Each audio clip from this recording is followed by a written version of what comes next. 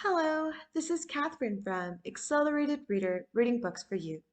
Today, I will be reading Chapter 6 from Five Sisters, Warriors of Finella by Kathy Marwin. Before I begin reading, I would like to give a big thanks to the author for sending me this book to read on my channel. In the description below, I've included links where you may find and purchase this book. Don't forget to like and subscribe.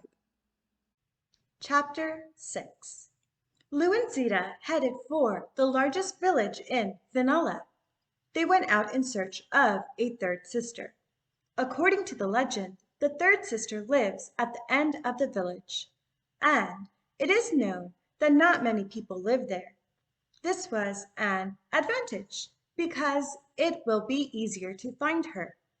When they reached the end of the village, they came across some empty houses. They were confused. "Okay, what now?" Lou asked. "I don't know. Obviously, we're in the wrong place," Zita guessed. "No, I'm sure this is where we're supposed to be," Lou claimed. Suddenly, they heard some quiet sounds. They were coming from an unknown direction. "Did you hear that?" Lou asked Zita. "Unfortunately, I did. I have a bad feeling about this," Zita said. "Me too. Um, your hunch is usually correct, or—" "Not really, but I don't think it is failing on me now." Suddenly, something came out of the bushes. Several armed men jumped out of the ambush, surrounding Lou and Zita. They were speechless and had no idea what could do now. They literally froze because of a fear. Then a girl in a long green coat appeared in front of them. She had long brown hair that was loose, while she had one bun on each side. She wore large rectangular glasses, and her pointed nose stood out on her face. She wore a brown jumpsuit under her coat. Just like her nose, her chin was pointy, while her eyes were big, brown, and bulgy. She looked at Lou and Zita with an insidious smile. "Look at that! We have guests," the girl said and laughed bitterly. "We didn't come looking for trouble," Lou told her. "Oh, then why are you here?" "I think you came just in time for something important." "Sorry if we interrupted you in the middle of something. We are probably in the wrong place." Zita tried to pull out. "We're not in the wrong place," Lou whispered to her. "We probably are," Zita replied. "Too bad you have to go, and I just thought you wanted to stay. As I already said, today is a special day," the girl said, getting even closer to Lou and Zita. "Today is my birthday!" she exclaimed. "Wait a minute, you don't want to hurt us?" Lou wondered. "No, we were just kidding. Everyone is welcome to my party," the girl said cheerfully. "So all this was for nothing?" Zita got angry. "Yeah, I have to admit it was pretty funny watching you two being so afraid of us. By the way, I don't even know your names." "I'm Lou." "And I'm Zita." "So, Lou and Zita. I think I'll remember that. My name is Bella." "Nice to meet you, Bella," Lou said, shaking her hand. "Lou, be careful. Who knows if we can trust her?" Zita whispered to Lou. "Oh, Zita, we don't have to worry," Lou said briefly. "I'd be careful if I were you. Besides, we have to go in search of a third sister. We don't have time for some parties," Zita claimed. "Zita, haven't you figured that out yet? Every weirdo I meet along the way is probably my sister, and yours too. It's really obvious. Wait a minute. You say Bella is our sister? Oh, and that I'm the first weirdo? Yes, that's right. I don't have any siblings. Bella interrupted the conversation. And do you have a mother and a father? Um, I don't really like talking about that. Basically, I've lived my whole life with parents who aren't really my real parents. But who cares? You always have to laugh at everything. This is the only way you will survive in this gloomy world. What? Who even told you that? I mean, you can't just laugh at everything, Lou said confusedly. Of course you can. That's what my parents told me when they admitted to me that I was adopted. Instead of crying, I just laughed at it, Bella explained. That's pretty weird, Zita added. I know. Well, I'm weird anyway. In fact, I'm totally crazy. Ha ha ha. Isn't that funny? It's actually sad, Zita said. Then let's sit down at the table and you'll tell me everything I need to know. Lou told Bella the legend of the five sisters and explained everything she had planned. Bella seemed proud to be one of those who would protect Finella as well, but she didn't take it all seriously. Moreover, she was very frivolous.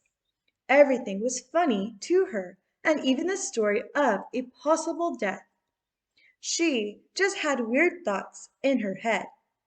It was not possible to know whether it was due to the upbringing of the parents or something more serious behind it. Bella was not worried about that at all. And how could she be when everyone from the village supported her? She was a good friend to everyone, and those who could not stand her would be so annoyed that they would run away every time they saw her. Bella liked it and claimed that her life was perfect. Everyone was having fun at her birthday party.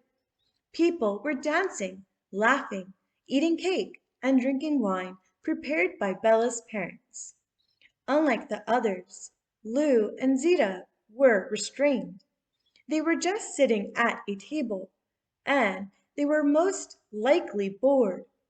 Hey, you're not having fun at all, Bella told them. Well, we're having fun, Lou pulled out. Anyway, do you want to try some homemade wine? If you don't get drunk, it's not fun. What the heck? No way! After all, I don't drink, Lou said angrily. I could, Zita said. I didn't think you were a drunkard, Zita, Lou wondered.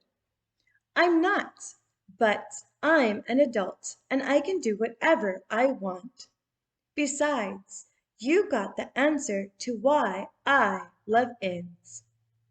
You could have refrained from drinking this time. Lou was angry. Let her go. Lou, you're obviously someone who likes to ruin the party, Bella said. Oh, that's how I am. I can't help myself. When the party was over, Lou was furious. I can't believe you're so stupid, Lou snapped. I can't either. Ha ha ha. Bella laughed. This is serious.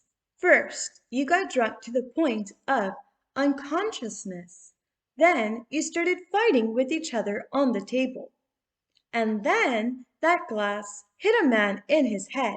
And after that, you played with the fire and set two houses on fire.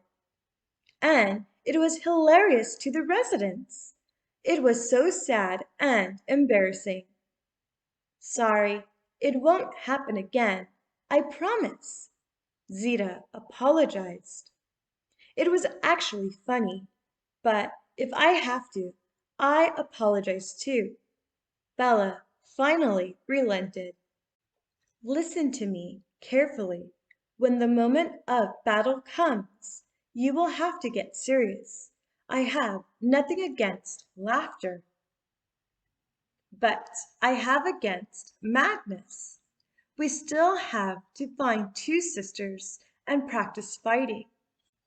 I'm not sure how we're going to do all this, but we don't have another option. Do you want people to be proud of us or run away when they see us? Let them be proud of us, Zita exclaimed. Let them run away from us. Bella, let them be proud of us. That's what I wanted to say. Bella tried to pull out. We're leaving in the morning. We'll sleep here, Lou said. When they got to Bella's house, Bella just wanted to say something to Lou. Lou, thank you. Um, what was that? Well, you're our leader. If it weren't for you, who knows what other craziness we'd do. You know, it's hard for me to control my laughter, but I believe you will teach me. At least I'll try. Lou felt somehow proud now.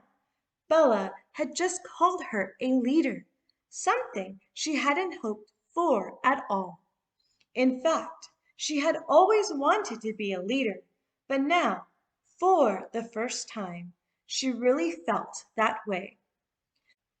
The night fell, illuminating everything with twinkling stars. The moon was full and unimaginably white. Nature slept as a quiet wind blew through the branches of the trees, creating a quiet, soporific song. It was a night to remember. Thank you for listening. Stay tuned for Chapter 7. Don't forget to like and subscribe. In the description below, I've included links where you may find and purchase this book.